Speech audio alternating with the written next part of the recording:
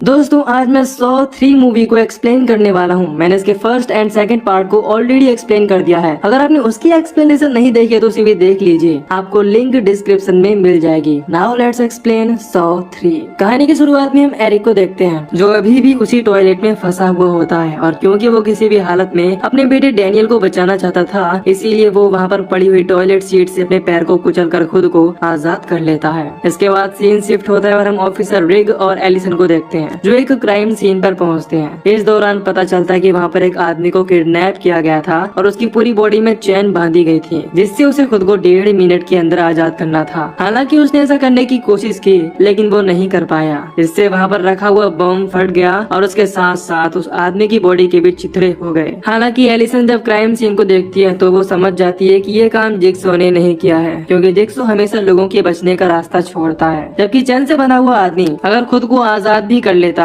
तब भी वो यहाँ से बाहर नहीं निकल पाता, क्योंकि बाहर के दरवाजे पर बेल्डिंग की गई थी। नेक्स्ट सीन में जब एलिसन अपने घर पर क्राइम सीन में मिली जिक्सो की रिकॉर्डिंग को चेक कर रही होती है, तभी उसे एहसास होता है कि कोई उसकी वीडियो रिकॉर्डिंग कर रहा है। इसीलिए वो चेक करने की कोशिश करती है, लेकिन उस पर पिग मास्क वाला आदमी अटैक कर देता है। फिर जब उसे होश आता है तो वो खुद को चैन से बंधा हुआ पाती है और इस दौरान उसकी बॉडी पर बहुत ही खतरनाक ट्रैप लगाया गया था। फिर वहाँ पर रखी हुई टीवी की हेल्प से जिक्सो उसे बताता है कि तुम्हारे पास टंगे हुए जार में तुम्हारे ट्रैप की चाबी है, लेकिन उस जार में एसिड डाला है, इससे जल्दी ही वो चाबी गल जाएगी, इसीलिए तुम्हें उसे जल्दी से जल्दी बाहर निकालना होगा। ये सुनकर एलिसन किसी तरह से हाथ डालकर चाबी बाहर निकाल लेती है, लेकिन ट्रैप का लॉक खोलने के बाद भी वो नहीं खुलता। तभी एलिसन को अमेंडा की झलक दिखाई देती है, जिससे वो चैन खींचकर खुद को बहुत ही बुरी तरह से मार लेती है। फिर हम डॉक्टर लेन को देखते हैं जो अपने काम में काफी अच्छी थी, लेकिन इन दिनों वो ढंग से काम नहीं कर पा रही थी क्योंकि वो किसी चीज से काफी ज्यादा परेशान थी। फिर जब वो अपनी शिफ्ट खत्म करके जाने की कोशिश करती है तो उस पर भी पिग मास्क वाला आदमी अटैक कर देता है। जब उसे होश आता है तो वो खुद को एक अजीब सी जगह पर पाती है जहाँ पर उसके पास अमेंडा पहुँचती है जो उसे जॉन के पास ले जाती है, जिससे पता चलता है कि वो मरा नहीं था। फिर जॉन डॉक्टर लेन को बताता है कि मेरी हालत काफी ज्यादा खराब है, इसीलिए तुम मुझे बताओ कि मैं कितनी देर तक जिंदा रह सकता हूँ। इस पर वो बताती है कि तुम्हारे पास ज्यादा वक्त नहीं है। इसके बाद जॉन उससे कहता है कि मैं एक गेम खेलना चाहता हूँ, इसके रूल्स बहुत ही ज्यादा आसान है, लेकिन अगर तुमने रूल तोड़ा तो तुम मारी जाओगी।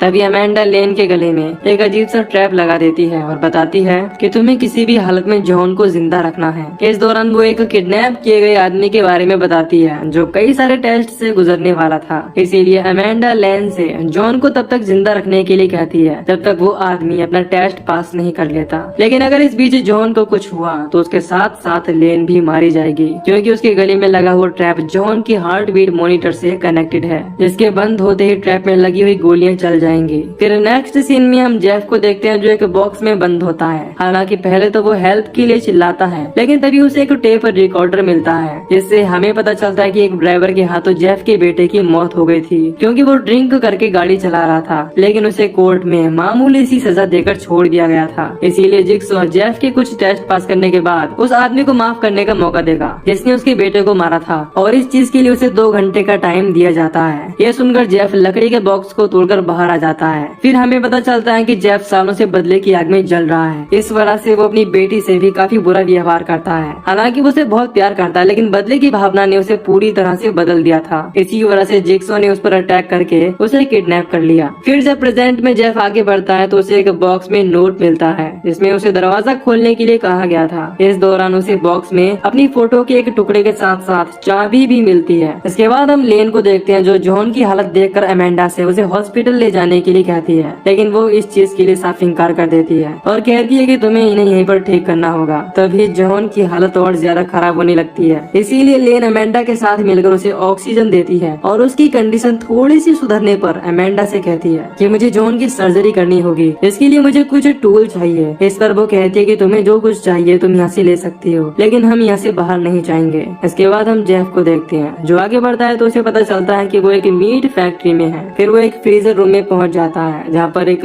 लेडी को नेक्ड करके लटकाया गया था। इस दौरान उस लेडी के हाथों में एक लॉक लगा हुआ था। फिर जब जेफ आसपास देखता है तो उसे एक टेप रिकॉर्डर मिलता है जिसमें बताया जाता है कि वहाँ पर लटकी हुई लेडी कोई और नहीं बल्कि वही है जो उसके बेटे की एक्सीडेंट की अकेली चश्मदीद गवाह थी, लेकिन उसने गवाही देने से मना कर दिया था क्योंकि वो बहुत ही ज्यादा डर रही थी। साथ ही साथ जेफ से ये भी कहा जाता है कि अगर वो चाहे तो उस लेडी के मरने से पहले पाइप की पीछे रखी हुई चाबी से उसे बचा सकता है। ये जानकर जेफ पहले तो उस लेडी पर बहुत ही ज्यादा गुस्सा हो जाता है, लेकिन जब उस लेडी पर ठंडे पानी का स्प्रे होने लगता है तो ये देखकर वो उससे कहता है कि मेरा 8 साल का बेटा तुम्हारी आंखों के सामने ही मर गया, लेकिन तुमने इस बात की गवाही नहीं दी। लेकिन यहाँ पर हम देखते हैं कि उस लेडी को इस बात का काफी अफसोस है, इसीलिए वो जेफ से सॉरी बोलती है। और क्योंकि जेफ उसकी हालत नहीं देख पा रहा था, इसीलिए वो चाबी निकालने की कोशिश करता है, लेकिन जब तक वो चाबी निकाल पाता वो लेडी ठंड से जमकर मारी जाती है। इसके बाद जेफ किसी तरह से चाबी को निकालकर दूसरे रूम में पहुंचता है। वहाँ पर उसे एक दूसरा नोट मिलता है, इसमें लिखा होता है कि एक गोली ये सब कुछ खत्म कर देगी। साथ ही साथ उसे वहाँ पर उसके बेटे की फोटो के टुकड़े के साथ एक गोली भी मिलती है। इधर हम अमेंडा को देखते हैं, जिसे जॉन बताता है कि मैंने डेस्क के अंदर तुम्हारे लिए एक एनवेलप छोड़ा है, इस पर तुम्हारा नाम लिखा है। इस दौरान अमेंडा जॉन की हालत देखकर काफी दुखी थी, लेकिन जॉन उससे कहता है कि मुझे तुम पर पूरा भरोसा है। इसके बाद हम जेफ को देखते हैं जो आगे बढ़ता है तो उसे एक रूम का दरवाजा दिखाई देता है, जिसमें एक ट्रैप लगा हुआ था।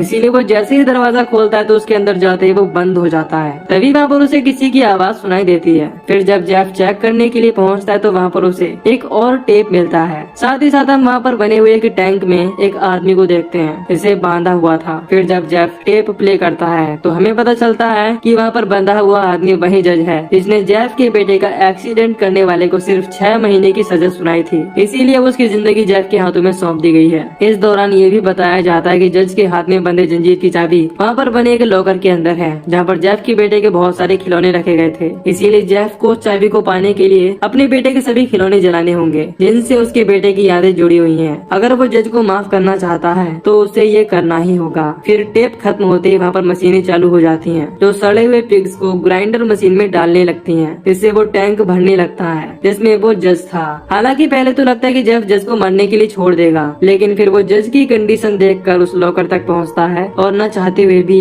अपने बच्चे के खिलौने जला देता है, जिससे उसे चाबी मिल जाती है और जेफ उस जज को आजाद कर देता है। इधर लेन जॉन का ऑपरेशन करने के लिए तैयार हो जाती है, क्योंकि उसका ब्रेन सर की हड्डी से दबरा होता है। जिसके बाद हम देखते हैं कि लेन सही सलामत जॉन का ऑपरेशन करने में कामयाब हो जाती है। तभी जॉन को सपने में अपनी वाइफ देखने लगती है, जिससे उसकी हालत खराब होने लगती है, लेकिन लेन उसे संभाल लेती है। और क्योंकि जॉन अभी पूरी तरह से होश में नहीं था, इसीलिए वो लेन को ही आई लव यू बोलने लगता है। ये देखकर अमेंडा बहुत ही ज्यादा चिढ़ जाती है, इसीलिए वो अपने इमोशन पर काबू पाने के लिए खुद को चोट पहुंचाती है और सारी चीजों को याद करती है कि कैसे उसने जॉन के साथ मिलकर लॉरेंस और एडम को इस गेम में फंसाया था। और जॉन जब एडम को वहीं पर छोड़कर चला गया था तो अमेंडा ने ही उसे मार दिया था। फिर नेक्स्ट सीन में हम जेफ को देखते हैं जो जज के साथ आगे बढ़ता है तो उसे फिर से एक नोट मिलता है। इसमें लिखा होता है कि तुम जल्द ही अपना रिवेंज पूरा करने वाले हो। साथ ही साथ उसे वहाँ पर एक बुलेट से भरी हुई मैगजीन भी मिलती है। फिर जब वो दोनों आगे बढ़ते हैं तो वो उस रूम में पहुँच जाते हैं जहाँ पर एक आदमी को बहुत ही बुरी तरह से ट्रैप में बांध कर रखा गया था।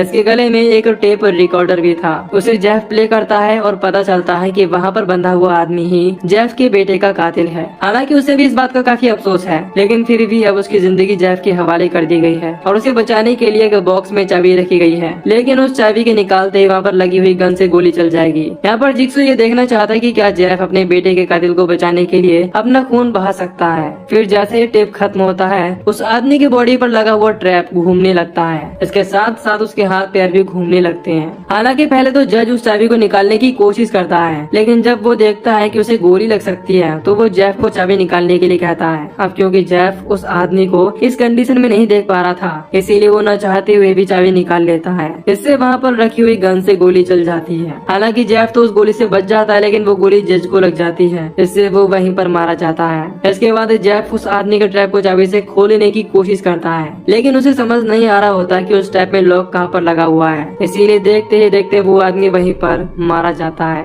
हालांकि जेफ को इस बात का काफी दुख था, इससे पता चलता है कि अब वो अपने बदले की भावना से निकल चुका है। फिर नेक्स्ट सीन में हम लेन को देखते हैं, जिससे जॉन कहता है कि तुमने अपने पति को धोखा दिया है और अपने बच्चे को भी इग्नोर किया है। ये सुनकर वो कहती है कि तुम्हें इस बात का अंदाजा भी नहीं है कि हमारी शादी कितने उतार चढ़ाव से गुजर रही है। तुम तो बस एक खूनी हो। इस पर जॉन कहता है कि मैं कोई खूनी नहीं हूँ, बल्कि मुझे तो ऐसे लोगों से नफरत है जो खून करते हैं, और अगर आज तुम बच गई तो हमेशा मेरा शुक्रिया अदा करोगी। तभी जॉन के पास अमेंडा पहुँचती है, जो उसे बताती है कि जेफ ने अपना आखिरी मिशन भी पार कर लिया है और अब वो अपने फाइनल टेस्ट की तरफ बढ़ रहा है। ये सुनकर जॉन लेन से कहता है कि अब तुम आजाद हो, और अमेंडा से उसके गले में लगा हुआ ट्रैप निकालने के लिए कहता है। लेकिन अमेंडा इस चीज के लिए साफ मना कर देती है और कहती है कि इसे आजाद होने का कोई भी हक नहीं है। हालांकि जॉन उसे मना करता है और बाकी टेस्ट सब्जेक्ट के बारे बारे में भी पूछता है। इस पर अमेंडा एरिक के बारे में बताती है, जो अपना पैर तोड़ने के बाद टॉयलेट में से निकलने की कोशिश कर रहा था, लेकिन उसने अमेंडा को देखकर उस पर अटैक कर दिया था और उसे बार बार अपने बेटे डैनियल के बारे में पूछ रहा था, लेकिन अमेंडा उसके चोट लगे हुए पैर में अटैक करके वहाँ से बचकर भाग जाती है। इससे एरिक चिल्लाता रह जाता है कि तुम जिक्सो नहीं हो और मैं तुम्हें जान से मार दूंगा। फिर प्रेजेंट में अमेंडा ये एक्सेप्ट करती है कि वो एक खूनी है और कहती है कि एरिक ने मेरे साथ जैसा किया मैंने बस उसका बदला लिया है, इसीलिए मैं उसे मरने के लिए छोड़ आई थी। लेकिन हमें पता चलता है कि जॉन ने एरिक को बचा लिया था।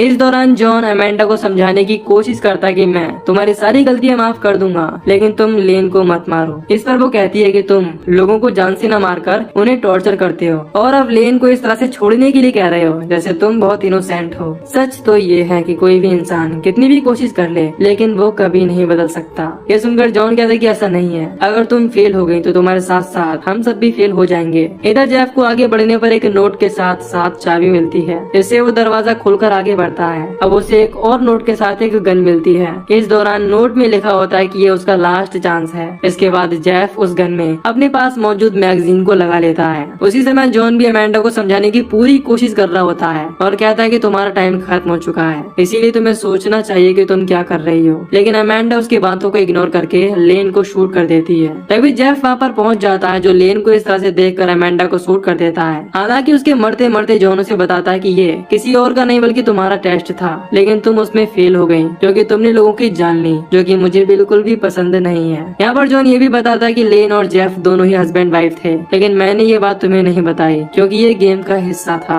और मैं चाहता था कि जेफ की पूरी फैमिली एक हो जाए। इसी वजह से मैंने तुम्हें रोकने की इतनी कोशिश की, लेकिन तुमने मेरी बात नहीं मानी। इसके बाद अमेंडा वहीं पर मर जाती है। तभी वहाँ पर मौजूद जेफ जॉन पर गन तान देता है, इसीलिए जॉन उससे कहता है कि तुम्हारे गुस्से और नफरत की भावना से ही तुमने अपनी फैमिली को नुकसान पहुंचाया है और अब तुम मुझे ना मारकर अपनी बेटी के बारे में सोचो, क्योंकि उसे तुम्हारी जरूरत है और तुम्हारी वाइफ भी मर रही है, जिससे मैं एम्बुलेंस को कॉल करके बचा सकता हूँ। लेकिन इसके लिए तुम्हें आखिरी टेस्ट देना पड़ेगा, या फिर तुम आसपास रखे हथियारों से मुझे मारकर अपने बदले की भावना पूरी कर सकते हो, या फिर मुझे माफ कर सकते हो। ये सुनकर जेफ उसे कहता है कि मैंने तुम्हें माफ किया और कुछ समझने से पहले ही वहाँ पर रखे हुए कटर से जॉन का गला काट देता है। हालांकि जॉन मरते मरते अपने हाथ में लिया हुआ टेप ऑन कर देता है। इसमें जॉन को बताया जाता है कि अगर तुम ये टेप सुन रहे हो तो तुम अपने आखिरी टेस्ट में फेल हो चुके हो, इसके लिए तुम्हें बहुत बड़ी कीमत चुकानी पड़ेगी। इस दौरान वो ये भी बताता है कि तुम मुझे इसीलिए नहीं मार सकते क्योंकि तुम्हारी बेटी मेरे पास है और सिर्फ मैं ही हूँ जिसे पता है कि वो कहाँ है, और अब अगर तुम उसे वापस पाना चाहते हो तो तुम्हें फिर से एक गेम खेलना होगा।